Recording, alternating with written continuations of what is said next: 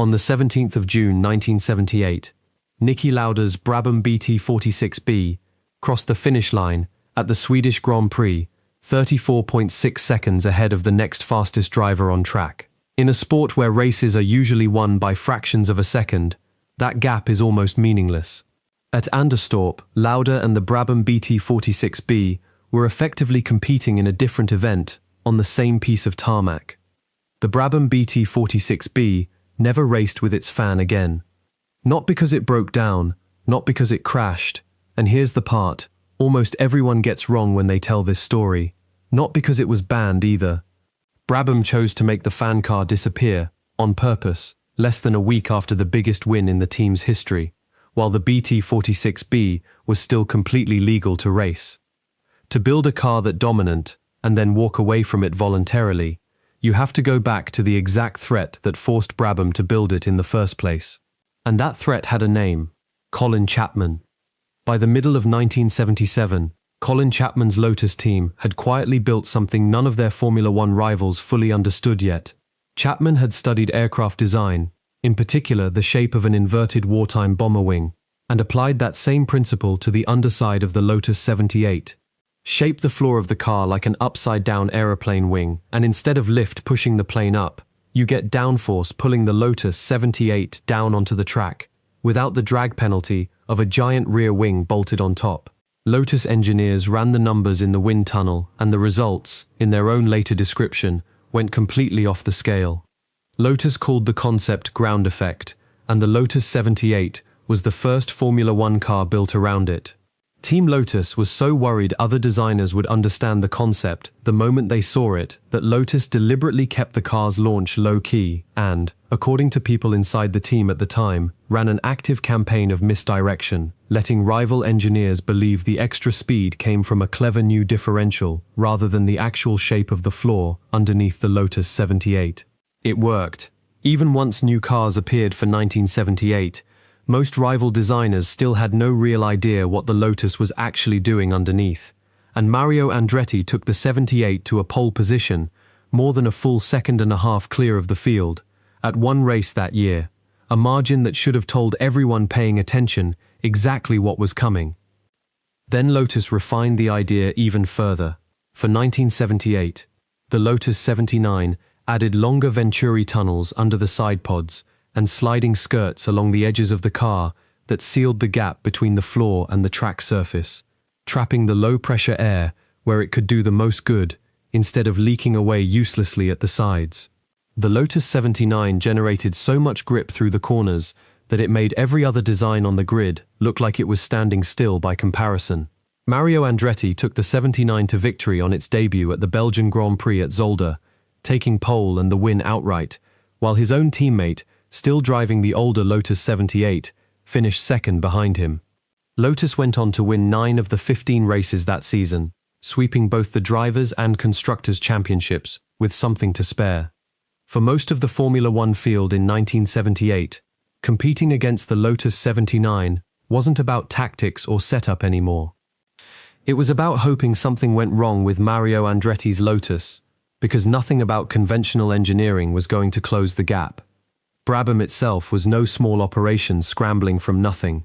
The team had been founded by the Australian driver and 3-time world champion Jack Brabham back in the early 1960s, and by the late 1970s, it was running Italian Alfa Romeo engines, a partnership built around a powerful but heavy flat 12 unit that displaced close to 3 litres and produced somewhere in the region of 520 horsepower at 12,000 revolutions per minute, genuinely potent for its era, but also a demanding, thirsty engine that put real pressure on whatever cooling system a designer wrapped around it. Getting that Alfa Romeo Flat 12 to run reliably at race pace, lap after lap, without cooking itself, was never a trivial problem, and the engine sat right at the center of everything that happened next. The man behind the wheel of that dominant Lotus was worth knowing too, because 1978 wasn't just Colin Chapman's story. Mario Andretti had emigrated from Italy to the United States as a teenager, after his family lost everything under post-war communist rule, and spent time in a refugee camp before finally settling in America, and he built one of the strangest, most versatile careers in the history of motor racing. A driver who remains, to this day, the only person ever to win the Indianapolis 500, the Daytona 500, and a Formula One World Championship. By 1978, Andretti had already been racing in Formula One, on and off, for a full decade, often squeezing Grand Prix weekends around a demanding American open-wheel schedule back home. Andretti had helped Colin Chapman develop the ground effect concept from the very beginning, testing the Lotus 78 through 1977, and feeding back exactly the kind of detailed, analytical driver input that let Chapman refine the 79 into something close to unbeatable. Going into the Swedish Grand Prix weekend at Anderstorp, Andretti was leading the championship comfortably, the clear favourite to win his first, and, as it turned out, only Formula One title.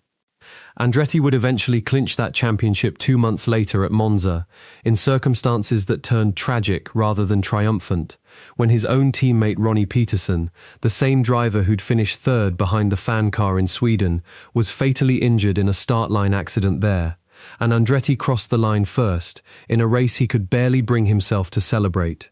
Not for Gordon Murray. Murray was the chief designer at Brabham, run by a sharp, ambitious team boss named Bernie Ecclestone, who was in the process of building the commercial and political power base that would eventually let him run the entire sport from behind the scenes. Murray had already built Brabham's existing car for the 1978 season, the BT46, around a completely different idea, cooling the Alfa Romeo engine through flat panels built directly into the bodywork instead of a conventional front-mounted radiator, which let Murray shape a smaller, cleaner, lower-drag car than anyone else on the grid. It was a genuinely clever piece of engineering. The BT46 also had a real, practical problem. The surface cooling system struggled to keep the flat 12 Alfa Romeo engine at a safe running temperature, particularly in slower corners where less air was passing over the panels, and Murray needed a fix, fast, at the exact moment the Lotus 79 was making every other car on the grid look obsolete. So Gordon Murray did what good engineers do when they're stuck with two problems at once, one mechanical and one purely competitive. Murray looked for a single answer that could solve both of them simultaneously. Murray's idea was a large fan mounted at the very back of the Brabham BT46B, driven directly off the gearbox. Officially, the fan's job was to pull air through the engine's water radiator, which had been relocated and mounted horizontally above the Alfa Romeo engine, and keep the flat 12 from overheating, exactly the fix Murray needed for his failing cooling system. But that same fan, spinning hard at the back of the Brabham, was also drawing air out from underneath the entire chassis, creating a powerful vacuum that sucked the BT46B down onto the track far harder than Lotus's skirts and tunnels ever could manage on their own. Murray had effectively built a ground effect car that arguably outperformed the Lotus 79 at its own game, and he'd built it hiding in plain sight behind a cooling fan that also happened to solve the Brabham's biggest weakness. Formula One's rules in 1978 banned what were called moving aerodynamic devices, components whose primary purpose was to affect the car's aerodynamics rather than serve some other mechanical function. Murray's answer to that rule was simple, and on paper, completely defensible. The Brabham fan's primary job was cooling the engine. The fact that the fan also happened to generate an enormous amount of downforce was, officially, nothing more than a secondary effect of that cooling function. Whether the Formula One officials responsible for policing that rule would actually see it the same way was an entirely different question, and Murray knew it better than anyone. There was also a purely practical reason Murray couldn't simply have widened the existing radiator or added extra cooling vents the conventional way, the kind of fix most designers would have reached for first. The whole point of the BT46's original surface cooling concept had been to strip drag off the car by eliminating the usual bulky nose-mounted radiator entirely. Reversing that decision midway through the 1978 season, going back to a conventional front radiator, would have meant redesigning the front of the Brabham from scratch, undoing months of aerodynamic work Murray had already banked. A fan solved the cooling problem without touching any of that. The fan solved the cooling problem, and it solved the far bigger problem of the Lotus 79 advantage. In one single, elegant piece of rotating metal, bolted to the back of the Brabham, which is exactly why almost nobody outside the Brabham factory was allowed to know the BT-46B existed before it turned up on a real track. The BT-46B project was built under total secrecy inside Brabham's own workshop, away from prying eyes and away from the usual Formula One paddock gossip that spreads any new idea within days. The team's own test driver at the time later described the whole exercise as being shrouded in what he called total secrecy, and even getting a handful of shakedown runs on the fan car proved genuinely difficult, with Brabham snatching just a couple of outings at Brands Hatch before daring to bring the BT-46B anywhere near a real Grand Prix weekend. Keeping any new Formula One car secret in the paddock is difficult under normal circumstances. Keeping a Brabham with a giant spinning fan bolted to the back of it secret was close to impossible, and by the time the BT-46B arrived at the Swedish Grand Prix at the Anderstorp circuit, word had already spread through the paddock that Brabham was bringing something unusual, even if nobody outside the team knew exactly what the fan car was capable of yet. The reaction from the rest of the Formula One field at Anderstorp was immediate, and it started before the fan car had even turned a wheel in anger that weekend. 5 separate official protests were lodged against the Brabham BT-46B before the race had even begun, from rival teams who suspected exactly what Gordon Murray had actually built, whatever the official cooling justification said on paper. Swedish Grand Prix organizers reviewed those protests carefully and allowed the Brabham to compete anyway, ruling there was no clear basis to exclude the BT-46B before it had even turned a competitive lap. 2 of the sport's most influential figures were particularly furious about that decision. Colin Chapman, whose own ground effect innovation had just been outflanked by a rival reading the same rulebook more aggressively than he had, and Mario Andretti, the reigning form driver in the dominant Lotus 79, both complained loudly and publicly that the Brabham fan car would throw dangerous debris up off the Anderstorp track surface behind it as it ran. Whatever the genuine merits of that safety concern, Chapman and Andretti also had an obvious, direct competitive interest in seeing the Brabham excluded before it ever crossed a finish line. There was a bigger, quieter conflict sitting underneath those individual protests too, one that had nothing to do with fans or diffusers directly. 1978 sat right in the middle of a slow, escalating power struggle between the Formula One teams themselves, organized through Bernie Ecclestone's Constructors Association, and the sport's official governing body, which was pushing to claw back more control over technical rules and race organization. Every borderline Formula One car that season, and there were several beyond just the Brabham fan car, became a small proxy battle in that much larger fight over who actually got to decide what a legal Formula One car looked like. The BT-46B didn't create that tension. The fan car just happened to be the single most dramatic example of it, arriving at Anderstorp at exactly the moment both sides were testing how far the other would let them push. The Brabham BT-46B didn't get thrown out, it got to race.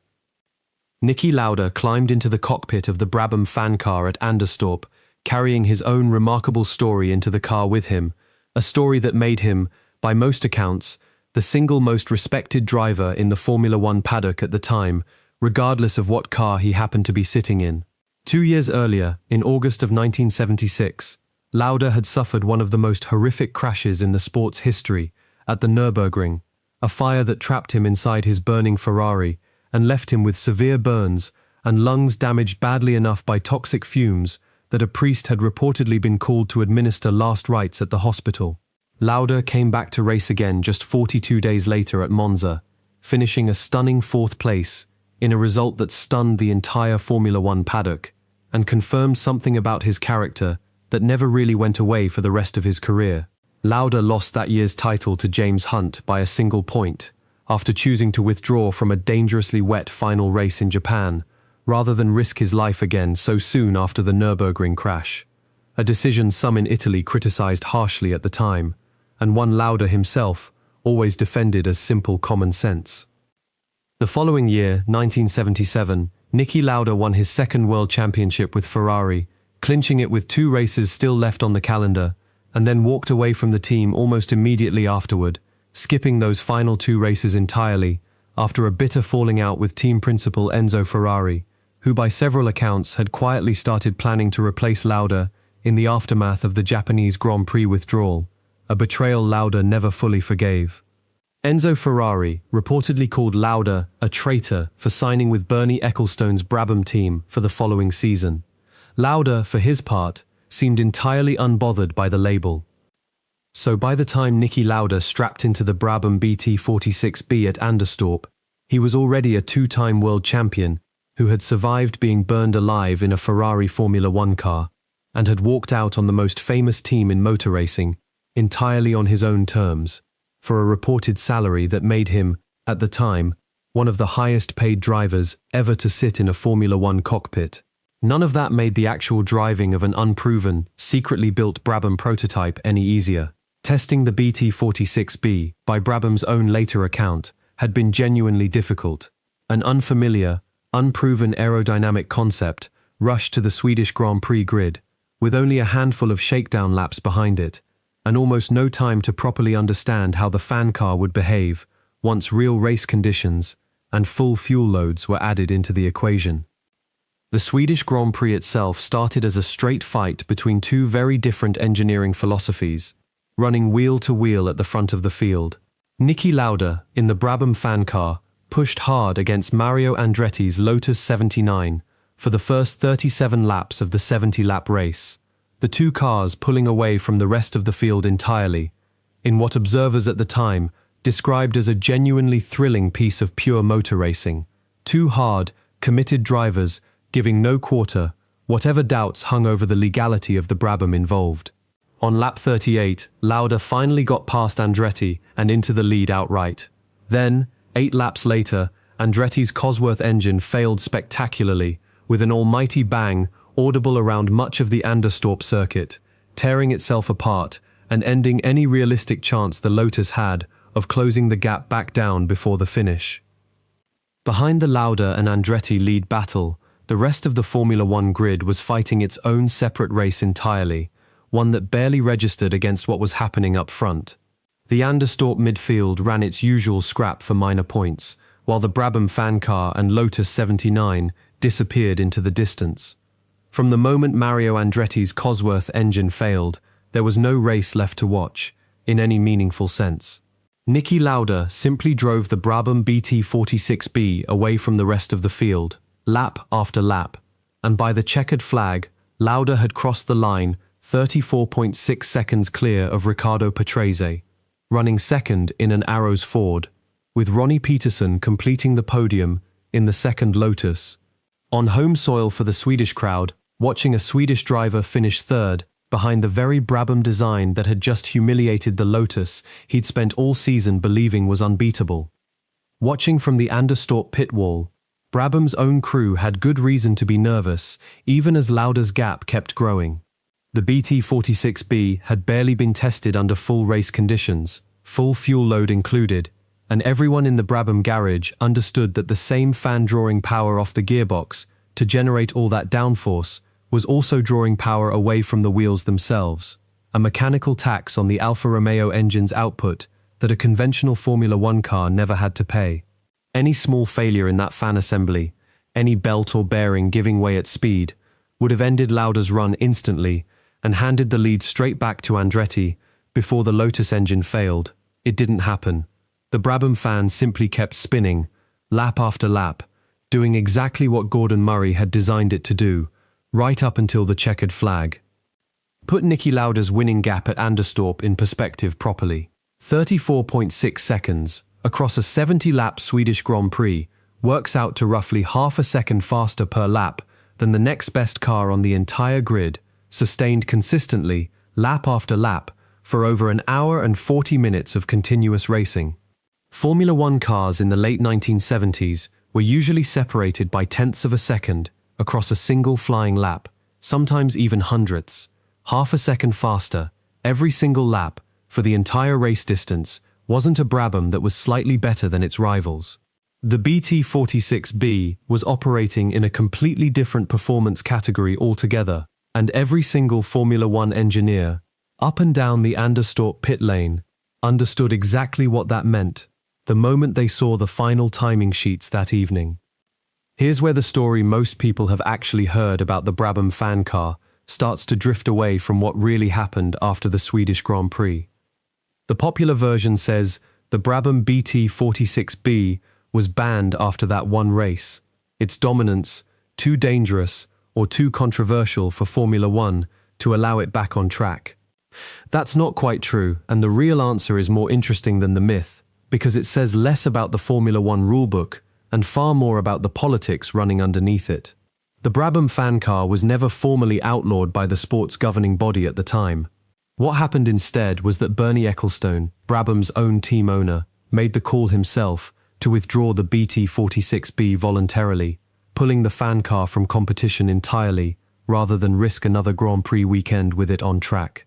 On the surface, that looks like a genuinely strange decision to make. Ecclestone had just funded and fielded the single most dominant Formula One car of the entire season, one that had comfortably beaten every established manufacturer on the grid, using a piece of engineering nobody else on the entire circuit had thought to build. Why give the Brabham BT46B up voluntarily before anyone had actually forced his hand? Because Bernie Ecclestone wasn't just thinking about one race, or even one season. At exactly this point in his career, Ecclestone was busy building the commercial and political infrastructure that would eventually let him control Formula One for decades to come, negotiating on behalf of the teams as a group through an organization called the Formula One Constructors Association, and quietly working towards securing the commercial rights to the whole championship for himself.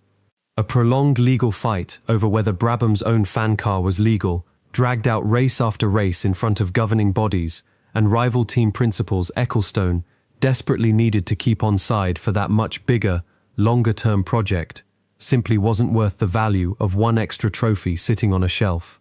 Diplomacy, in this particular case, meant giving up the fastest car in Formula One before anyone could force Ecclestone's hand to do it for him. There's a technical wrinkle underneath that political decision too, one that made Ecclestone's position genuinely shakier than the pure dominance on the Anderstorp timing sheet might have suggested to an outsider. If Brabham had built the ducting from the underside of the radiator to the fan as a fully sealed, closed system, there would have been very little room left for anyone to seriously argue the fan's real purpose was aerodynamic rather than purely mechanical cooling. But the BT46B's ducting wasn't fully sealed that way. The airflow path wasn't ducted off cleanly enough to remove all reasonable doubt, which meant the door stayed wide open for exactly the kind of prolonged, damaging argument Ecclestone had absolutely no interest in fighting through the courts and committee rooms of Formula One's governing body. So instead of defending the BT46B through appeal after appeal, race after race, Brabham simply chose not to run the fan system again. The team went back to a conventional, non-fan version of the BT46 for the rest of the 1978 season, and the fan car chassis itself made one more appearance in that stripped-down configuration at the British Grand Prix, finishing second without any of the fans' added downforce at all, a result that on its own tells you plenty about how good the underlying Brabham chassis and Alfa Romeo engine package really was, even with its single biggest advantage removed completely. Niki Lauda finished that one, brief, chaotic 1978 season, fourth in the Drivers' Championship, with 2 race wins to his name for the year, the fan car victory in Sweden, and a second win later that year at Monza, a race remembered today for a very different and far darker reason entirely, the fatal accident that claimed the life of Ronnie Peterson, the same driver who had finished third behind the fan car in Sweden just months earlier. Brabham's following season, 1979, fell apart almost completely by comparison, hit hard by reliability problems and a genuinely uncompetitive car, and Lauda's relationship with the team ended abruptly midway through that year, when he simply told Bernie Ecclestone, after cutting a practice session short at the Canadian Grand Prix, that he was retiring from Formula One immediately, walking away that same weekend to run the airline he had founded, Lauda Air, full-time instead. It's worth pausing on what Brabham actually gave up, in cold terms, by withdrawing the BT46B.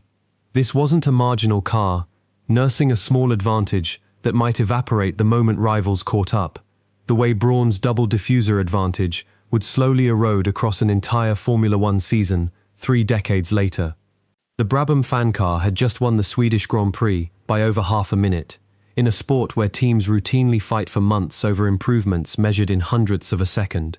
Left on the grid, there's a reasonable argument the BT46B could have dominated the rest of that season outright, and quite possibly the next one too, while every rival Formula One team scrambled to build a legal copy of their own. Bernie Ecclestone traded a genuine shot at running away with an entire championship for a much longer-term bet on political goodwill, and Ecclestone made that trade within days of the Anderstorp win, before the emotion of Sweden had even fully worn off inside Brabham. Gordon Murray, meanwhile, kept building. Murray stayed at Brabham through the rest of the ground effect era and beyond it, eventually designing the McLaren that carried a young Ayrton Senna to his first world championship in the late 1980s, before moving into road cars entirely and designing what many enthusiasts still consider the greatest supercar ever built, the McLaren F1. Decades later, when Gordon Murray finally launched his own hypercar company under his own name, Murray named the track-focused version of his flagship model directly after Niki Lauda and gave it a large fan mounted at the back of the car, deliberately echoing the very Brabham machine that had made both of their reputations back in 1978. Colin Chapman's own story ran on a much shorter clock than Gordon Murray's or Bernie Ecclestone's. 1978 turned out to be the last time a Lotus driver ever won a Formula One World Championship. Team Lotus never fully recaptured the advantage the 78 and 79 had briefly handed it, drifting through the following seasons as rivals absorbed the ground effect principle Chapman had once guarded so carefully, and Lotus slid gradually toward the mediocrity and eventual dissolution that eventually swallowed the team whole, save for one brief, brilliant flash of relevance in the mid-1980s with a young Brazilian driver named Ayrton Senna behind the wheel. Colin Chapman himself died suddenly in 1982, at the age of just 54, only a handful of years after building the two Lotus cars that had briefly made every rival on the grid, Brabham's fan car included, look like it was chasing a ghost. Bernie Ecclestone's own trajectory went in almost the opposite direction entirely. The political skill Ecclestone showed by quietly withdrawing the fastest car in Formula One rather than fighting for it in committee rooms turned out to be the exact same skill that let him spend the following 2 decades consolidating control over Formula One's commercial rights, television deals, and race calendar, eventually turning himself into the single most powerful individual in the sport's history, controlling it almost single-handedly for the better part of 40 years afterward. Looked at from that distance, walking away from the Brabham fan car wasn't really a sacrifice at all. Withdrawing the BT46B was an early, almost perfect demonstration of exactly the instinct that built Ecclestone's entire later career, correctly judging that a longer game mattered more than a single trophy, even a genuinely extraordinary one. Formula One itself never really forgot what Gordon Murray had built either, even long after the Brabham fan car itself had stopped racing for good. Ground effect technology, the same underlying principle Lotus had pioneered and Brabham had briefly weaponized into something even more extreme through the fan, went on to define Formula One for years afterward, with Venturi tunnels and sliding skirts pushing cornering speeds higher and higher on every car on the grid, until the sport's governing body finally moved to restrict the technology entirely in the early 1980s, worried about exactly the kind of runaway performance and safety risk the Brabham BT46B had briefly demonstrated in its single, extreme, unforgettable outing at Anderstorp. In a real sense, the fan car wasn't an isolated stunt at all. The Brabham BT46B was the logical, slightly terrifying endpoint of an aerodynamic arms race that had started with Colin Chapman's inverted aircraft wing and ended, less than a full season later, with Bernie Ecclestone deciding that some wins simply weren't worth keeping. What makes the Brabham fan car story genuinely remarkable, decades on, isn't really the margin of victory, staggering as 34.6 seconds still looks on a modern timing screen compared to the tenths and hundredths that separate Formula One cars today. It's the fact that the BT46B was never actually forced out of Formula One at all. Nobody proved the Brabham fan car illegal, no Formula One steward's decision, and no court of appeal ever formally ruled against the BT46B. Bernie Ecclestone looked at the single most dominant race car in Formula One that season, one Gordon Murray and Brabham had designed and built in complete secrecy, one that had just delivered a comfortable, completely legitimate victory over every rival on the Anderstorp grid, and voluntarily locked the fan concept away, rather than risk what keeping it on the track might eventually cost him somewhere else. In a much bigger game Ecclestone was already quietly playing. There's an odd symmetry worth sitting with here too, one that stretches well beyond 1978. Formula One's technical rulebook has spent the better part of 5 decades chasing exactly this same pattern over and over again. An engineer reads the regulations more carefully, or more creatively, than the person who wrote them ever anticipated, builds a Formula One car that technically complies with every line of text on the page, and dominates before the sport can catch up and close the gap the engineer exploited. Ground effect skirts eventually got banned outright in the early 1980s, once Formula One cornering speeds became genuinely frightening. The double diffuser that helped Brawn win a Formula One championship decades later got outlawed the following season, once every rival had finally built their own copy. Almost every era of Formula One has its own version of the Brabham fan car somewhere in its history, a piece of engineering built inside the letter of the law that forced the law itself to change afterward. What makes Brabham's version unusual isn't that the fan concept eventually disappeared from the regulations. Most of these ideas eventually do. What makes the BT46B unusual is that nobody ever had to formally ban the car after Sweden, because the team that built it decided, entirely on its own terms, that having it was more dangerous than winning with it. Sometimes the most dangerous thing in Formula One isn't a car that breaks the rules. It's a car like Gordon Murray's Brabham BT46B, following the rules so precisely and so completely that everyone else in the Formula One paddock realizes, all at once, exactly how much trouble that's about to cause them.